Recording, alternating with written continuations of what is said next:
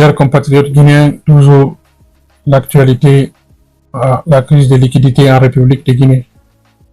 J'espère que vous arrivez à gérer cette situation inconfortable liée à cette crise de liquidité. On ne voit pas de l'espèce. Et c'est une situation vraiment inconfortable. On partage la peine de beaucoup de Guinéens aujourd'hui qui n'arrivent pas à trouver l'argent en espèces afin de, pouvoir faire des achats, faire les courses et tout. Et c'est compliqué. Franchement, c'est compliqué. Vous savez, on ne peut pas souhaiter du mal à notre pays. Tout ce qu'on souhaite, c'est que la situation s'améliore et puis qu'on trouve une solution rapide à cette crise de liquidité. Et vous savez, le gouvernement, certains ministres disent que la Guinée n'est pas en crise de liquidité. Ils se contredisent, ils disent quelque chose aujourd'hui, demain ils disent autre chose. C'est incroyable en fait. C'est pourquoi il ne faut pas avoir confiance à ces gens. Ils sont là-bas juste pour leur intérêt personnel et pour se servir, pas servir la nation. Ils se contredisent tout le temps. Pourtant, si vous êtes responsable de la gestion de la chose publique, vous devrez normalement rendre compte. Vous devez être exemplaire. Et vous ne devez pas dire de tout et de n'importe quoi. Les contradictions dans vos discours nous étonnent. Et cela doit cesser. On va écouter tout de suite Ousmane Gawal Diallo qui disait qu'on est en crise de liquidité. Il expliquait un peu pourquoi on est en crise de liquidité. Et après quelque temps, il vient dire encore que la Guinée n'est pas en situation de crise de liquidité. Et le gouverneur de la Banque centrale, Karamo Kaba, lui aussi, il dit qu'on n'est pas en crise de liquidité et ce manque d'espèces. Mais moi, je me demande quelle est la différence entre les deux. Je pense qu'il est perturbé en fait. C'est la même chose. Donc, il dit ça, mais si vous allez sur le site internet de la Banque centrale, vous verrez qu'il y a un article là-bas qui explique qu'on est bien en crise de liquidité parce que le CNT est venu en fait, il y a une commission qui est venue, une commission du CNT qui est venue leur poser des questions en fait par rapport à cette situation. Et lui, il a expliqué là-bas qu'on est vraiment en crise de liquidité. Pour ceux qui sont curieux, vous pouvez aller sur le site internet de la Banque centrale de la République de Guinée pour lire cet article. Mais vous comprendrez bien que ces ministres ne savent pas qu'est-ce qui les arrive, ils sont perturbés, ils se contredisent. Ils disent quelque chose aujourd'hui et après-demain. Et voilà. C'est incroyable. Je n'arrive pas à y croire en fait, personnellement. On va écouter d'abord Ousmane Gawal Diallo, ce qu'il disait.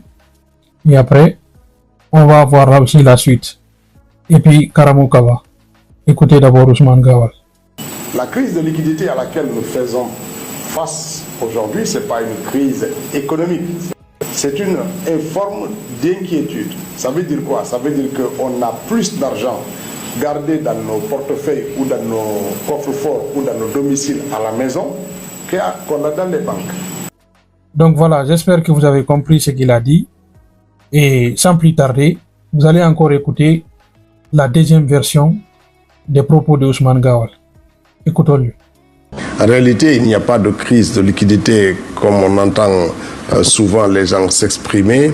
C'est vrai qu'il y a une volonté aujourd'hui d'encourager des modes alternatifs de transactions financières. D'abord parce que ça facilite les transactions, mais aussi ça garantit une certaine traçabilité des ressources, etc. et qui font partir des mécanismes aujourd'hui avérés de bonne gouvernance dans toutes les sociétés. On ne peut pas continuer à faire des achats de milliards et de milliards de francs guinéens en espèces. Je pense qu'il faut que les concitoyens acceptent cette évolution. Donc voilà. Là, pour les doués d'intelligence, pour ceux qui savent vraiment ce qui se passe, vous comprendrez que vraiment les gens là, ils sont perturbés, ils cherchent toujours à tromper le peuple. Mais il faut être vigilant parce que On ne peut pas tromper tout le monde. On ne peut pas tromper tout le monde. La contradiction, elle est flagrante. Donc, je pense qu'il ne faut pas croire à ces gens. Il ne faut pas croire à ces gens-là. Donc voilà, on va écouter aussi le gouverneur de la Banque centrale, ce qu'il disait. Il a dit. Nous n'avons pas de crise de liquidité en Guinée. Nous avons une crise de billets. Aujourd'hui, quelqu'un qui est bancarisé, quelqu'un qui opère dans tout ce qui est dématérialisé, il n'a pas de problème. Le problème est que nous avons une trop grande utilisation de cash. Nous avons une baisse au niveau des demandes, au niveau des billets que la Banque centrale a. Grâce au travail de monsieur le Premier vice-gouverneur, nous avons vu les fabricants de billets et donc ils vont accélérer les livraisons au niveau des billets. Très rapidement, nous allons avoir au mois d'août 500 milliards qui vont venir. Nous allons avoir au mois de septembre plus de 1500 milliards qui vont venir. Au mois d'octobre, on s'attend à avoir à peu près 600 ou 700 milliards. Et donc nous sommes en train de leur demander d'augmenter cela. Mais on va passer, je veux vraiment rassurer les populations. Nous allons passer cette étape. C'est un moment un peu compliqué. Nous sommes en train de prendre des dispositions, mais tout le monde sera payé. Voilà. C'est un peu compliqué, mais tout le monde sera payé. Je veux rassurer tout le monde. Et puis, voilà l'article en fait qui est sur le site de la Banque centrale de la République de Guinée. Alors, je ne vais pas vous lire tout l'article, mais ce qui me concerne, c'est la partie où on parle de crise de liquidité. Crise de liquidité, diagnostic et mesures correctives. C'est bien marqué, crise de liquidité, diagnostic et mesures correctives. La commission a interrogé la BCRG sur la crise de liquidité en espèces observées ces derniers mois. Le gouverneur a expliqué qu'elle résultait d'une conjonction de facteurs. Forte préférence au cash, retard dans la livraison des biens, pression due au paiement en cash, notamment des sous-traitants du méga projet Simandou, réticence des gros clients à alimenter leurs comptes à la suite des contrôles anti-blanchiment et des recours accrus aux avis à tiers détenteurs A et D. La situation s'est aujourd'hui nettement améliorée grâce à des livraisons accélérées des billets par frais aériens, des injonctions massives de liquidités. Oui, bon, je ne vais pas continuer à lire l'article, mais ce qui m'intéressait, c'est la crise de liquidité, diagnostic et mesures correctives.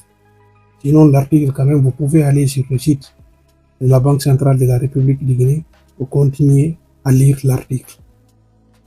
Donc voilà, vous avez très bien compris ce qui se passe en République de Guinée.